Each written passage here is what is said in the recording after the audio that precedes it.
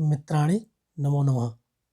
अद्य पुनः आगतोऽस्मि स्वकीय YouTube channel Sanskrit classes by Ashok Mishra एतेन माध्यमेन अद्य वयम् अष्टम वर्गस्य रुचिरा पाठ्यपुस्तकस्य अनुशिक्षणे चतुर्दशः पाठः आर्यभट्टः इति पठामः। जैसा कि हम सभी जानते हैं कि हमारा भारतवर्ष प्राचीन काल से ही ज्ञान विज्ञान में सर्वाधिक आगे रहा है। उन्हीं मनीषियों में से अग्रगण्य थे आर्यभट्ट। दशमलव पद्धति आदि के प्रयोक्ता आर्यभट्ट ने गणित को एक नई दिशा दी, अर्थात इन्होंने ही गणितीय गणनाओं के लिए दशमलव प्रदान किया। पूर्व दिशायाम उदेति सूर्यः पश्चिम दिशायाम च अस्तं गच्छति इति दृश्यते ही लोके। सूर्य पूर्व दिशा में उदय होता है और पश्चिम दिशा में अस्त को जाता है। यह संपूर्ण जगत को दिखाई देता है। परम अनेन अवबोध्यम अस्ति यत् सूर्यो गतिशीलः इति। परंतु इससे ऐसा प्रतीत होता है, यह ज्ञात होता है कि सूर्य गतिशील है। सूर्यो अचलः पृथ्वी च चला या स्वकीय अक्षे घूर्णति इति संप्रतम सुस्थापितः सिद्धांतः। सूर्य अचल है और पृथ्वी चलायमान है, जो अपने अक्ष पर घूमती है। यह सुप्रसिद्ध सिद्धांत है, जबकि आर्यभट्ट के पहले इसका विपरीत ऐसा माना जाता था कि सूर्य चलता है और पृथ्वी अपने स्थान पर स्थिर रहती है। सिद्धांतोयम प्राथम्येन येन प्रवर्तितः। यह सिद्धांत कि सूर्य स्थिर है और पृथ्वी चलायमान है, इस सिद्धांत को सबसे पहले जिसने बताया सह आसीत महान गणितज्ञः ज्योतिर्वच्चः आर्यभट्टः। वह थे महान गणितज्ञ और ज्योतिर्विद आर्यभट्ट। पृथ्वी स्थिरा वर्तते इति परंपरया प्रचलिता रूढ़ि तेन प्रत्यादिष्टा। पृथ्वी स्थिर है, यह बात रूढ़ि अर्थात परंपराओं से प्राचीन काल से ही लोगों के मन में थी। तेन प्रत्यादिष्टा, जिसका इनके द्वारा खंडन किया गया। तेन उदाहृतम यद गतिशीलायाम नौकायाम उपविष्टः मानवः नौकाम स्थिराम अनुभवति। उन्होंने उदाहरण दिया कि जिस प्रकार से गतिशील नौका में बैठा मनुष्य नौका को स्थिर मानता है, अन्यान च पदार्थान गतिशीलान अवगच्छति, और उसके अगल बगल दिखाई देने वाली सभी वस्तुओं को गतिशील मानता है। एवमेव गतिशीलायाम पृथिव्याम अवस्थितः मानवः। इसी प्रकार से गतिशील पृथ्वी पर स्थित मानव पृथ्वीम स्थिराम अनुभवति सूर्यादि ग्रहान च गतिशीलान वेत्ति। और मानव उसी प्रकार से पृथ्वी पर रहने वाला मानव पृथ्वी को स्थिर और सूर्य आदि ग्रहों को गतिमान मानता है। इन्होंने नौका के उदाहरण से यह स्पष्ट किया कि जैसे नौका में बैठा हुआ व्यक्ति नौका को स्थिर मानता है और बाकी चीज़ों को गतिमान मानता है, उसी प्रकार से पृथ्वी पर रहने वाला मनुष्य सूर्य आदि ग्रहों को गतिमान मानता है और पृथ्वी को स्थिर मानता है।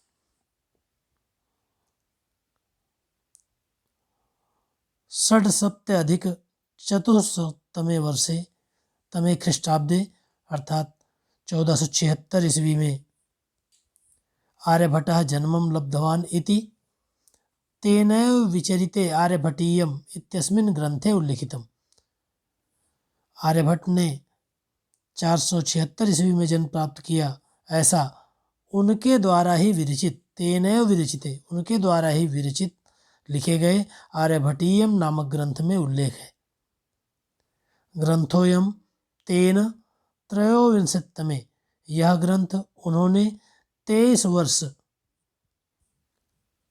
वयसि विरचिता, 23 वर्ष की अवस्था में इन्होंने आर्यभट्टीयम की रचना की। ऐतिहासिक स्रोते भी, ऐतिहासिक स्रोत के माध्यम से, ऐतिहासिक स्रोतों भी, ऐतिहासिक स्रोत के माध्यम से ज्ञायते, यह ज्ञात होता है। पाटलिपुत्रम निकषा आर्यभट्टस्य वेधशाला आसीत्। पाटलिपुत्र वर्तमान में पटना के नज़दीक आर्यभट्ट की वेधशाला थी, जहाँ से वो अपने खगोल विज्ञान के विषय का अध्ययन करते थे। अनेन इदम अनुमीयते यत् तस्य कर्मभूमि पाटलिपुत्रमेव आसीत्। और इससे यह अनुमान लगाया जा सकता है कि उनकी कर्मभूमि पाटलिपुत्र ही थी, अर्थात उनकी कर्मभूमि पटना थी। आर्यभट्टस्य योगदानम गणित ज्योतिषा संबद्धम वर्तते। आर्यभट्ट का योगदान गणित और ज्योतिष से संबंधित है। यत्र संख्या नाम आकलनम महत्वम आदधाति, जहाँ पर संख्याओं की गणना महत्व की होती है, अर्थात गणित में और गणित ज्योतिष में अंकों की गणना का महत्व विद्यमान है। इसलिए माना जाता है कि गणित ज्योतिष संबंध में आर्यभट्ट के योगदान की अधिक चर्चा की जाती है। आर्यभट्टः फलित ज्योतिष शास्त्रे न विश्वसित स्म। आर्यभट्ट फलित ज्योतिष में विश्वास नहीं करते थे। गणित ज्योतिष पद्धत्याः कृतम आकलनम आदित्य एव तेन प्रतिपादितम। यहाँ पर देखें, फलित ज्योतिष शास्त्र दिया गया। ज्योतिष शास्त्र दो प्रकार की गणनाओं पर आधारित है, एक है गणित ज्योतिष और दूसरा है फलित ज्योतिष। आर्यभट्ट फलित ज्योतिष पर विश्वास नहीं करते थे, वो गणित ज्योतिष पर ही विश्वास करते थे। गणितीय पद्धत्या कृतम आकलनम आदित्य एव तेन प्रतिपादितम। और गणित की पद्धति के द्वारा ही उन्होंने यह प्रतिपादित किया, गणित के पद्धति के माध्यम से यह गणना करके, आकलन करके उन्होंने बताया। यद ग्रहणे, कि जो ग्रहण होता है, राहु केतु नामको दानवो नास्ति, कि ग्रहण की जो हम लोग के मन में कल्पना है कि राहु और केतु नामक राक्षस सूर्य और चंद्रमा को ग्रसित कर लेते हैं, यह उचित नहीं है। उन्होंने अपनी गणना के आधार पर बताया, तत्र तो सूर्य चंद्र पृथ्वी इति त्रीणि एव कारणानि। सूर्य ग्रहण और चंद्र ग्रहण में तो केवल सूर्य, चंद्रमा और पृथ्वी, यही तीन कारण हैं। सूर्यस्य परितः भ्रमन्त्या पृथिव्याः चंद्रस्य परिक्रमा पथेन संयोगाद ग्रहणम भवति। यहाँ इन्होंने बताया कि सूर्य के चारों ओर, सूर्यम परितः, सूर्य के चारों ओर, भ्रमन्त्याः घूमते हुए, पृथिव्याः पृथ्वी के, चंद्रस्य चंद्रमा के, परिक्रमा पथ में संयोग हो जाने के कारण ग्रहण होता है, अर्थात परिक्रमा पथ मिल जाने के कारण ग्रहण की उत्पत्ति होती है। यदा पृथिव्याः छायापातेन चंद्रस्य प्रकाशः अवरुद्धते, जब पृथ्वी की छाया पड़ने से चंद्रमा का प्रकाश रुक जाता है, तदा चंद्रग्रहणम भवति, तब चंद्रग्रहण होता है। तथैव पृथ्वी सूर्योः मध्ये समागतस्य चंद्रस्य छायापातेन सूर्यग्रहणम दृश्यते। और उसी प्रकार से पृथ्वी और सूर्य के मध्य में चंद्रमा के आ जाने पर, चंद्रस्य समागतस्य, चंद्रमा के आ जाने पर उसकी छाया पड़ने के कारण, छायापातेन, उसकी छाया पड़ने के कारण सूर्य ग्रहण होता है, ऐसा इन्होंने बताया। समाजे नूतनानां विचाराणां स्वीकरणे प्रायः सामान्य जनाः काठिन्यम् अनुभवन्ति। और जब इन्होंने बताया कि सूर्य चंद्र के ग्रहण में राहु केतु का कोई योगदान नहीं, बल्कि पृथ्वी, सूर्य और चंद्रमा, इन्हीं तीनों का योगदान है, तो समाज नूतन विचार को, नए विचार को स्वीकार करने में प्रायः कठिनाई का अनुभव करता है। बताया गया, समाजे नूतन विचाराणाम स्वीकरणे प्रायः काठिन्यम अनुभवन्ति। समाज नए विचारों को ग्रहण करने में प्रायः कठिनाई का अनुभव करता है। भारतीय ज्योतिष शास्त्रे तथैव आर्यभट्टस्यापि विरोधः अभवत्। और उसी कारण से भारतीय ज्योतिष शास्त्र में आर्यभट्ट का भी विरोध हुआ। तस्य सिद्धांतः उपेक्षितः, उनके सिद्धांत को उपेक्षित किया गया, उसकी उपेक्षा की गई। सा पंडित मन्यमाना नाम उपहास पात्रम जाता, जो लोग वर्तमान समय के विद्वान कहे जाते थे, ऐसे लोगों के मध्य ये उपहास के पात्र बने। पुनरपि तस्य कालातिगामिनी दृष्टा आधुनिकैः वैज्ञानिकैः तस्मिन् तस्य सिद्धान्ते च समादरः प्रकटितः। फिर भी उनकी समय को पार करके देखने वाली जो दृष्टि थी, समय के आगे देखने की जो दृष्टि थी, उसको आधुनिक वैज्ञानिकों ने सम्मान प्रदान किया और उनके आदर का सम्मान किया, उनके सिद्धांतों का आदर किया। अस्मादेव कारणात् अस्माकं प्रथमोपग्रहस्य नाम आर्यभट्टः इति कृतम्, और उनको सम्मान देने के लिए इसी कारण से हमारे प्रथम उपग्रह का नाम आर्यभट्ट ऐसा किया गया। वस्तुतः भारतीयाः गणितपरम्परायाः अथ च विज्ञानपरम्परायाः असौ एकः शिखर पुरुषः आसीत्। वास्तव में भारतीय गणित परंपरा और विज्ञान परंपरा के यह शिखर पुरुष थे, अर्थात सभी वैज्ञानिकों में, प्राचीन वैज्ञानिकों में श्रेष्ठ थे। आइए हम सभी इस पाठ का अभ्यास देखें। सर्वप्रथम एक पदेन उत्तरत। सूर्य कस्याम दिशायाम उदेति, सूर्य किस दिशा में उदय होता है, तो पूर्व दिशायाम उदेति। एक पदेन है इसलिए पूर्व दिशायाम एक शब्द में लिखा जाएगा। आर्यभट्टस्य वेधशाला कुत्र आसीत्, पाटलिपुत्रे आसीत्। यहाँ पर गलती से पाटलिपुत्रे लिख उठा है, तो यहाँ संशोधन करेंगे, पाटलिपुत्रे आसीत्। महान गणितज्ञः ज्योतिर्वच्चः कः आसीत्, आर्यभट्टः। आर्यभट्टेन कः ग्रंथः रचितः, तो आर्यभट्ट ने आर्यभट्टीयम नामक ग्रंथ की रचना की थी। अस्माकं प्रथमोपग्रहस्य नाम किम आसीत्, तो आर्यभट्ट इति अस्ति। हमारे प्रथम उपग्रह का नाम आर्यभट्ट है। आइए दूसरे प्रश्न को देखें। पूर्ण वाक्येन उत्तरत। इसके अंतर्गत कः समुपस्थितः सिद्धांतः, कौन सा सिद्धांत पहले से ही स्थापित था। तो पहले कहा जाता था कि सूर्य चलता है, पृथ्वी स्थिर रहती है। सूर्यो अचलः पृथ्वी चला, या स्वकीय अक्षे घूर्णति इति सुस्थापितः सिद्धांतः। पृथ्वी स्थिर है और सूर्य चलायमान है।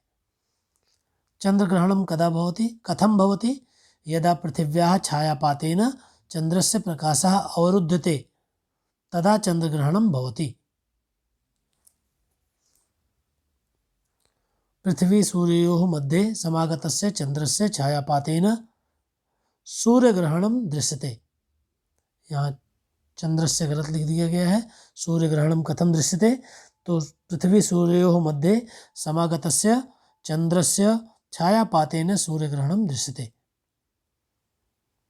आर्यभट्टस्य विरोधः किमर्थम् अभवत्, आर्यभट्ट का विरोध किस लिए हुआ। यतो हि समाजे नूतनानां विचाराणां स्वीकरणे प्रायः सामान्यजनाः काठिन्यम् अनुभवन्ति। क्योंकि यतो ही अर्थात क्योंकि समाज में नए विचारों को स्वीकार करने में सामान्य लोग कठिनाई का अनुभव करते हैं।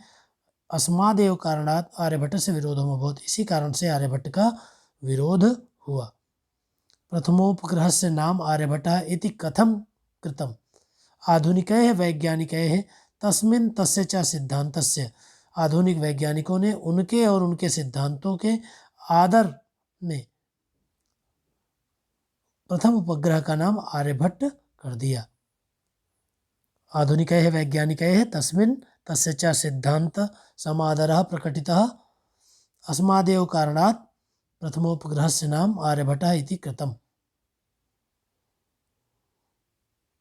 तीसरा अभ्यास देखें। प्रश्न निर्माण करना है। पश्चिमायाम, तो इसका कस्याम प्रश्नवाचक बनेगा। परंपरया कया,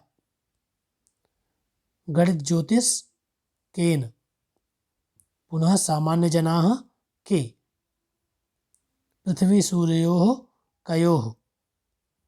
यहाँ हम सभी देखें तो जो भी अंडरलाइन शब्द हैं उनकी विभक्ति और प्रश्नवाचक की विभक्ति समान है, लिंग और विभक्ति समान रूप से लगानी चाहिए।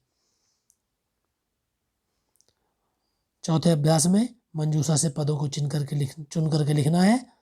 तो सूर्यः पूर्व दिशायाम उदेति पश्चिम दिशायाम च अस्तं गच्छति। सूर्यः अचलः पृथ्वी चला। पृथिवी स्वकीये अक्षे घूर्णति। यदा पृथिव्याः छायापातेन चन्द्रस्य प्रकाशः अवरुध्यते तदा चन्द्रग्रहणं भवति। नौकायाम् उपविष्टः नौकां स्थिराम् अनुभवति। आइए पांचवा अभ्यास देखें। संधि विच्छेद करना है। ग्रंथोऽयं ग्रंथः अयम्।